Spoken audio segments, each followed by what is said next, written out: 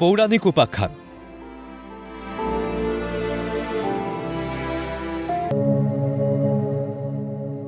মৃত্যুর পর কৌরবদের কি হয়েছিল?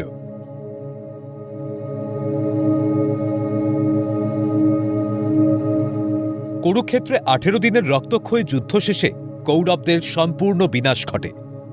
পাণ্ডবরা জয়ী হয় ও যুধিষ্ঠির সিংহাসনে বসেন, যা ধর্মের জয় ও অধর্মের বিনাশের বার্তা দেয়। এর ফলে অসংখ্য যোদ্ধা ও প্রিয়জনের মৃত্যু হয়, যা ছিল এক বিরাট ক্ষতি ও শোকের কারণ। যুধিষ্ঠির অর্জুনের পুত্র এবং অভিমন্যুর পুত্র পরীক্ষিতকে হস্তিনাপুরে পরবর্তী রাজা নিযুক্ত করেন।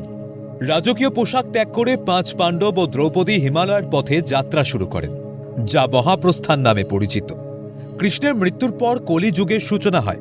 এতে গেল পাণ্ডবদের কথা, কিন্তু জানেন কি মৃত্যুর পর কৌরবদের কি হয়েছিল? আজ জানাবো সেই তথ্য। মহাভারতের বর্ণনা অনুযায়ী মৃত্যুর পর কৌরবদের সাথে যা হয়েছিল তার সংক্ষিপ্ত বিবরণ দেওয়া হল। কৌরবদের স্বর্গলাভের কারণ কি? কৌরবরা কুরুক্ষেত্রের যুদ্ধে বীরের মতো লড়াই করে যুদ্ধক্ষেত্রে প্রাণ হারান। হিন্দু ধর্মত্ব এবং ক্ষত্রিয় ধর্ম অনুযায়ী যারা যুদ্ধক্ষেত্রে বীরত্বের সাথে মৃত্যুবরণ করেন তারা সরাসরি স্বর্গে স্থান পান। এই কারণেই দুর্যোধন সহ অন্যান্য কৌরব ভাইয়েরা মৃত্যুর পর প্রথমে স্বর্গে স্থান পেয়েছিলেন। কৌরবদের পাপের ক্ষয় কিভাবে হল? বিশ্বাস করা হয় যে যুদ্ধক্ষেত্রে যোদ্ধা হিসাবে প্রাণ বিসর্জন দেওয়ার মাধ্যমে তাদের ইহকালের অনেক পাপ এবং কর্মের ঋণ মুছে গিয়েছিল। যুধিষ্ঠির বিস্ময়ে ক্রুদ্ধ হয়েছিলেন কেন? মহাভারতের শেষে যখন যুধিষ্ঠির সশরীরে স্বর্গে পৌঁছান, তখন তিনি সেখানে দুর্যোধনকে সিংহাসনে আসীন দেখে অত্যন্ত বিস্মিত ও ক্রুদ্ধ হয়েছিলেন। তিনি ধর্মরাজকে প্রশ্ন করেছিলেন, কেন অধর্ম করা সত্ত্বেও কৌরবরা স্বর্গে এবং তার ধর্মপরায়ণ ভাইয়েরা কেন নরকে? উত্তরে ধর্মরাজ বলেন, এটা ক্ষণস্থায়ী অবস্থান। কৌরবদের এই স্বর্গবাস চিরস্থায়ী ছিল না। নিয়ম অনুযায়ী একজন ব্যক্তিকে তার পুণ্য ও পাপ উভয়ের ফলই ভোগ করতে হয়।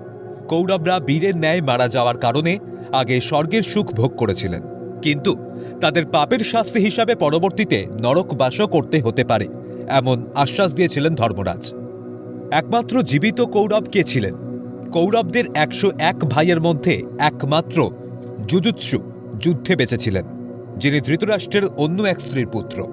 তিনি পাণ্ডবদের পক্ষে যুদ্ধ করেছিলেন এবং পরে পাণ্ডবরা রাজ্য ত্যাগ করার সময় তাকে পরীক্ষিতের অভিভাবক হিসেবে নিযুক্ত করেছিলেন।